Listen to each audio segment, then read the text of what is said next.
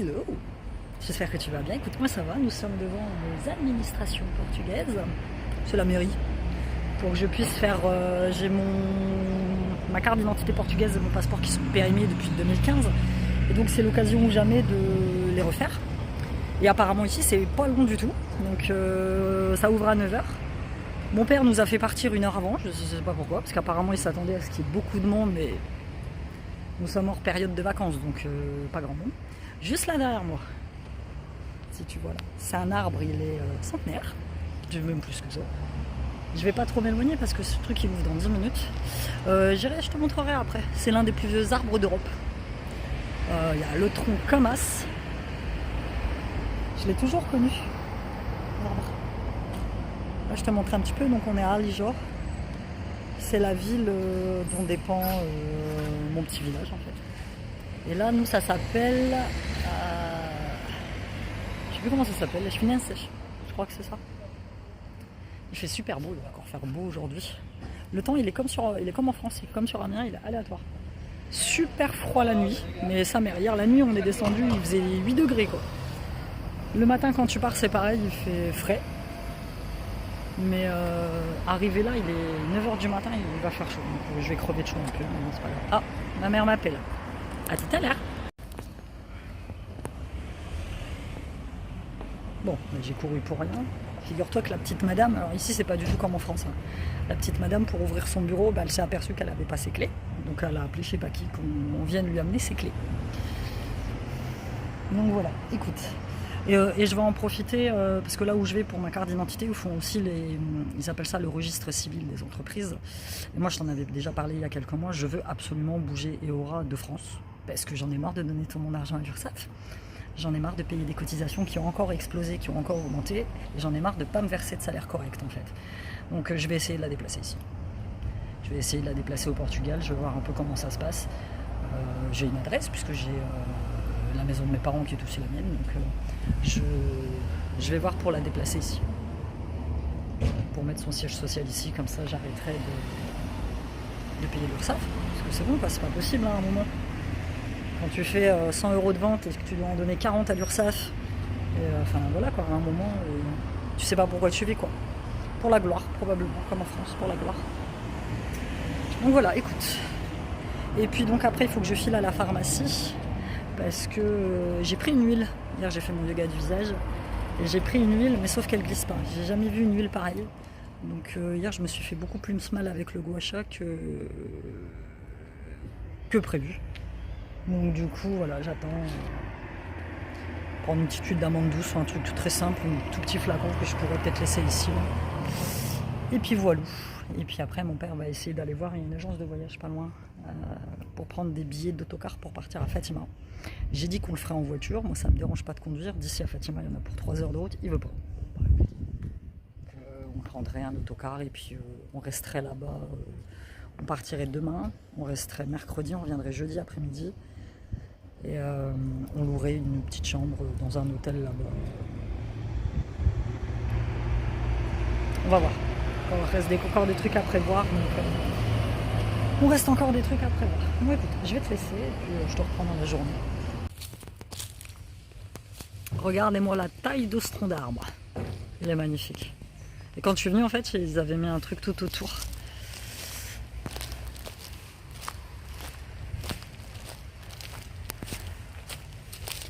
Il fait frais, c'est en plein été, tu dois être bien.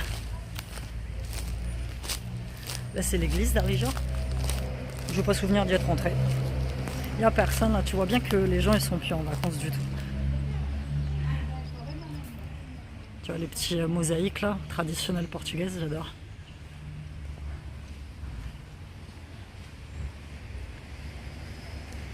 Je suis désolée, c'est un petit peu sombre. Qu'est-ce que ça a changé? Tu vois là c'est l'église, elle est magnifique. Toujours avec les azulejos bleu et blanc.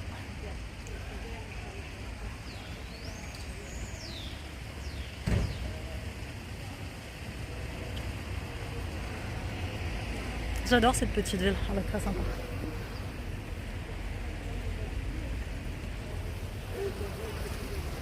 Petite fontaine. Juste en face, il y a le bijoutier et qui ont acheté nos bijoux quand on était petits.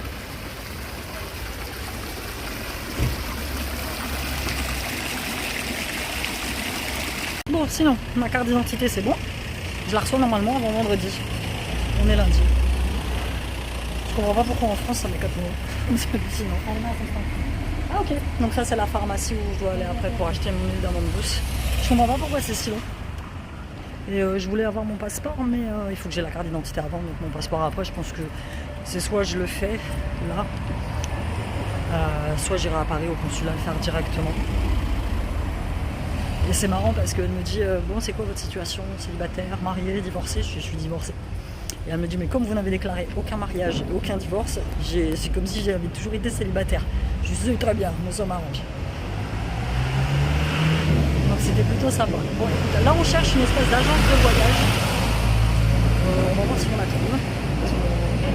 Mon père sait pas trop où c'est. Moi je ne sais absolument où c'est. On va voir si on la trouve.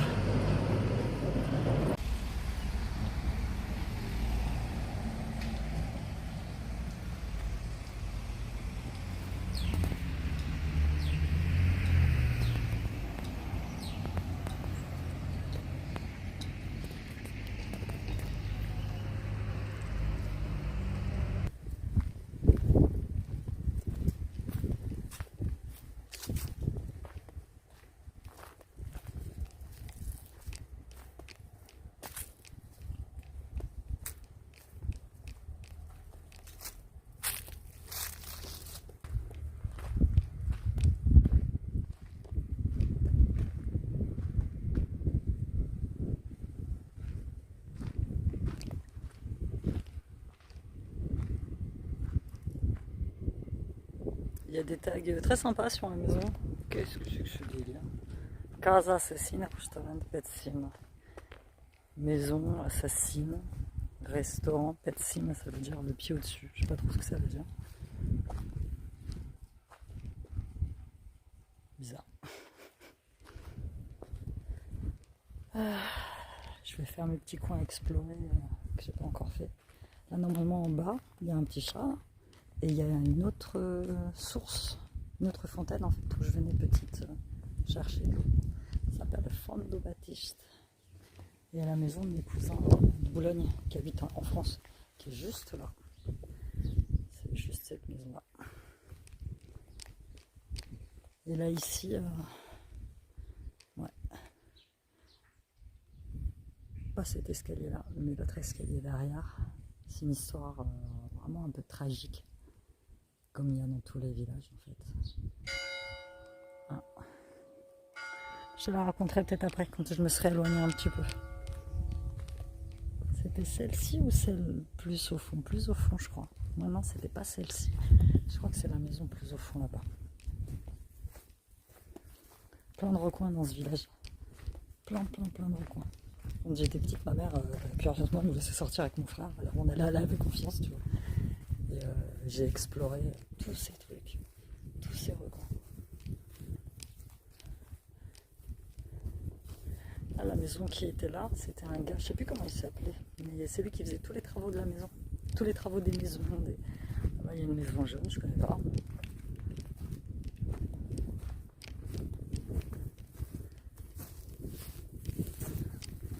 Je ne sais plus. Non, ça doit pas être celle-ci. Non, j'ai pas de souvenir de celle-là. Donc c'était bien, c'est bien la première que je t'avais dit. J'ai poussé mes cheveux là. Donc on part à Fatima demain. On a pris les billets. Mon père a tenu absolument à payer. On a payé super cher. Si j'avais pris avec Flixbus, c'est l'autocar, tu sais, avec lequel je suis venu, on en aurait eu pour 10-15 balles. Elle aurait payé 100 balles à 3, quoi, aller-retour. Plus avec des changements, enfin bon, bref, on va partir, on va faire un road trip à l'aventure, ça va être génial. Surtout avec ma mère qui n'arrête pas de se plaindre.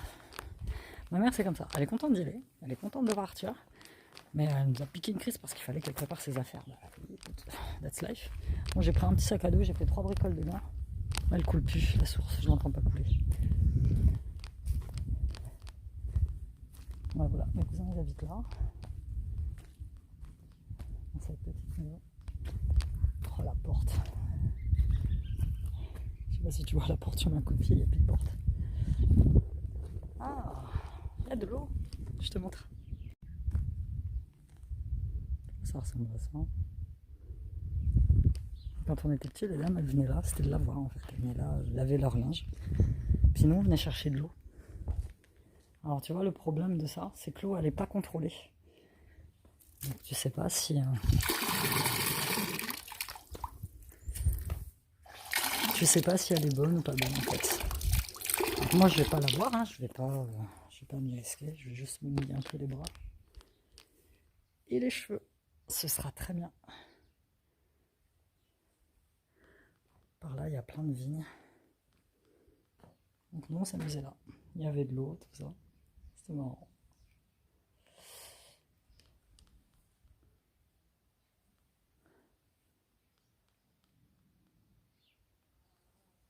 C'est cool parce qu'il n'y a personne. C'est justement ça qui est génial, c'est qu'il n'y a personne du tout. Personne.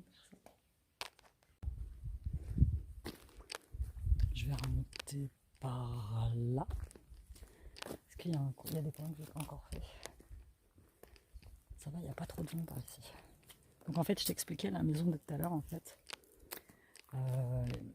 C'est la maison du tailleur. C'est le tailleur du village, en fait. Les émigrants, généralement, quand ils venaient en vacances, ils allaient le voir pour faire des costumes, faire des pantalons. Et moi, il m'a fait une veste et quelques pantalons quand j'étais plus petite. Et en fait, ils avaient des filles, hein, 3 filles, je crois, il me semble. Une a été partie vivre en Angleterre, et il y en avait une autre qui s'appelait Gina, un petit peu plus vieille que moi. Et c'était une gamine très gentille en fait. Et c'est marrant parce que, tu vois, on se ressemblait quand même énormément, tu vois. Comme je t'ai dit, si tout le monde est cousin, tout le monde est de la même famille, là, c'était ça. Si ça a changé, dis, ça ne ressemble plus du tout à ce que je croyais. Là-bas, il y a une maison en ruine. Et du coup, cette gamine-là, quand elle a eu 18 ans, elle est partie en Italie pour suivre son copain en fait. Et je m'en souviendrai toute ma vie parce que moi j'étais déjà... Attends, est-ce que j'étais avec Céline? Non, je crois pas. Je crois que ça devait être une année avant que je me mette en couple avec mon ex-mari et que je revienne plus en fait. Mais la dernière année où je suis venue avec mes parents, elle s'est tuée. Elle s'est tuée en scooter en Italie. Et je me rappelle, elle s'est fait enterrer ici, ils ont rapatrié son corps. Mais elle était tellement... Non, ça c'est notre maison. Avant ça c'était un garage droit devant. Un garage. Et en fait elle était tellement abîmée qu'ils n'ont pas laissé sa mère la voir. En fait ils l'ont mis dans un sac. Et ça l'a dévastée. Et moi je me rappelle ma mère. Oh putain, la maison elle est carrément à la bonbon en fait. Ok. Ça c'est la maison de... C'est la maman de ma tante qui vivait dans cette maison-là, mais il n'y a plus rien du tout dedans. Là, c'est pareil. C'est un gars qui habitait là. Toujours en scooter, moto, toujours un peu foufou, tu vois. J'ai mangé, j'ai des photos encore. J'ai des photos où j'ai mangé dans cette salle avec mes parents quand j'étais petite. Enfin petite, même pas si petite que ça, puisque... C'est perturbant, sérieux. Je sais pas si je peux monter. Je te dis, je fais de l'urbex ici. Parce qu'il y a un gars là-bas, je sais pas s'il va me voir. Oh putain. Wow. Oh, le truc de fou. C'est le garage de la cuisine. Ouais, j'ai mangé là. Ça me perturbe.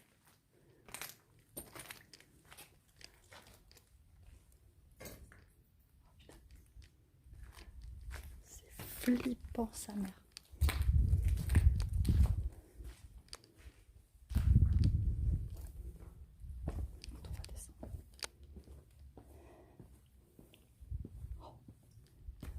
Ça c'est pareil, ça c'était vieille maison, il n'y a plus rien.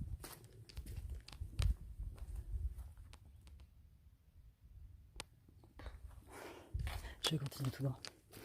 Donc je te disais, cette année-là, donc cette fameuse dernière année où je suis venu avec mes parents, donc elle se faisait enterrer au village et moi ma mère elle m'avait interdit d'y aller. Et je ne comprenais pas pourquoi quoi. Je l'avais connue moi cette fille-là.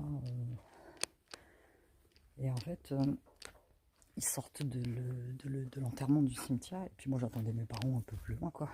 Sa mère, quand elle m'a vu, c'était une horreur. Elle m'a appelé par le prénom de sa fille, j'ai l'impression qu'elle voyait sa fille, en fait. Tu vois. Et c'est là que j'ai compris... c'est là que j'ai compris pourquoi ma mère avait pas voulu que j'y aille, en fait. Ça m'a...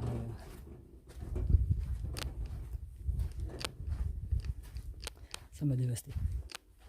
Ça a été très bizarre pour moi de... Tu vois, tu grandis avec des gens, même si tu les vois qu'une fois par an, pendant un mois en vacances, tu sais, tu les connais, tu les grandis, tu les vois évoluer, tu les vois se marier, tu les vois avoir des gosses, tu les vois tout ça, tu vois. Et ouais, c'était dur. Et là, ma mère, je lui disais, mais alors lui, le père, donc le tailleur, est décédé il y a quelques années déjà. Et elle est partie vivre à Lisbonne avec une de ses filles, celle justement qui habitait en Angleterre, mais qui est revenue. Et suite au décès de sa petite sœur, elle est partie en dépression en fait, donc elle est malade. Donc voilà. C'est le dessin.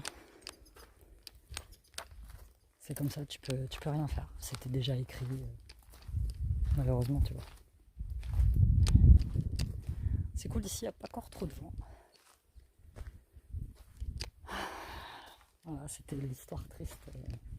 Puis tu sais, ici, tu es dans un petit village, tout le monde est tout courant de tout le monde sait tout le monde part sur tout le monde. C'est à ça que moi je veux échapper. Tu vois, je discutais avec ma mère tout à l'heure, et puis elle était dans tous ses états par rapport au voyage de demain. Et puis je lui dis, bah écoute, si tu voulais pas y aller, il fallait dire non. Tu vois, je m'en fous en fait. Je serais resté là, et puis oui, on voulait te faire plaisir et tout. Je sais, mais si c'est pour que toi, tu te sentes pas bien et que tu sois mal, c'est pas la peine. C'est pas faire plaisir aux gens, tu vois.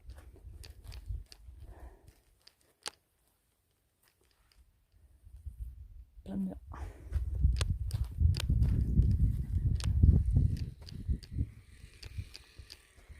Des travaux là-bas sur un toit. Tu vois, moi aussi j'étais comme ça. À toujours vouloir faire plaisir, à toujours dire oui, même quand j'en avais pas envie, à toujours... c'est fini ça, je le fais plus, ça. C'est terminé, c'est soit ça me fait plaisir.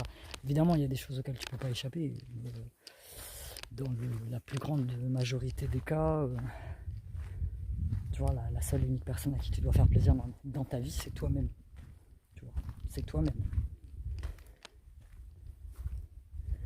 Je me rappelle de cette maison bleue, toute bleue la maison, bleu bébé. Ici ils ont des putains de pioles. Ils ont des maisons, c'est juste hallucinant. Et toujours ce paysage. Ah, ma mère elle comprend pas que j'adore être ici. Elle me dit oh tu vois personne, machin et tout ça. Je m'en fous. Je suis moi avec moi, c'est très bien. Et c'est très bien. J'ai pas besoin de qui que ce soit pour... J'ai pas besoin de qui que ce soit. Alors, depuis que je suis ici, j'ai rencontré quelques personnes et j'ai toujours droit à la même chose. Oh, t'es célibataire. Oh, mais tu vas retrouver quelqu'un. T'es encore jeune, t'es encore belle. Ouais, tu vas retrouver quelqu'un, tu vas... Alors, au début, je disais, bah non, j'ai pas envie, je suis bien toute seule, machin. Maintenant, je dis, oui. Je les laisse parler. Tu vois, je les laisse parler, ça me... Je m'en tape en fait de trouver quelqu'un, de trouver quelqu'un. C'est vraiment pas mon... Je sais pas, c'est vraiment pas mon truc en fait, tu vois. Je m'en fous. Complètement. Voilà. Parce que de là, j'ai accédé à la maison de ma tante. Ma tante Béatrice, sœur de mon père. Maintenant, apparemment, je peux plus y accéder. Mais là, il y a une rue qui n'existait pas avant. Maintenant, elle existe. Je vais la suivre, puis on verra bien où elle mène.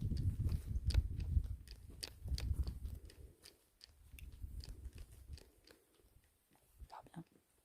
Je vais pas me perdre.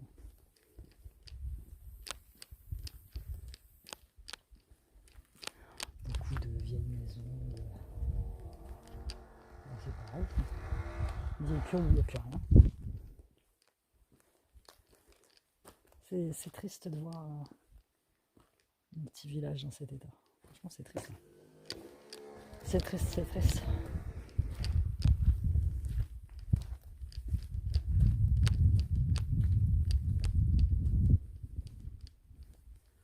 Ouais, je pense que par ici, je vais pouvoir...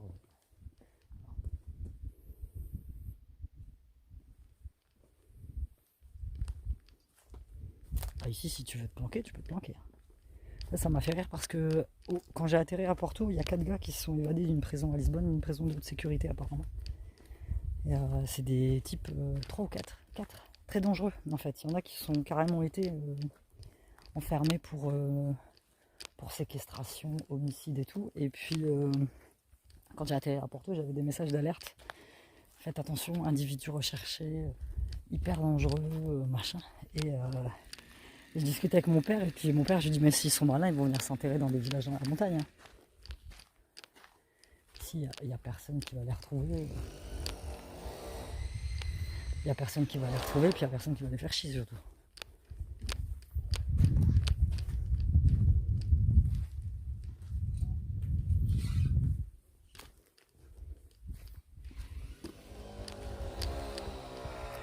On va passer par ici. Je sais pas où je suis en fait. Tu vois, il n'y a personne qui va les faire chier, et puis...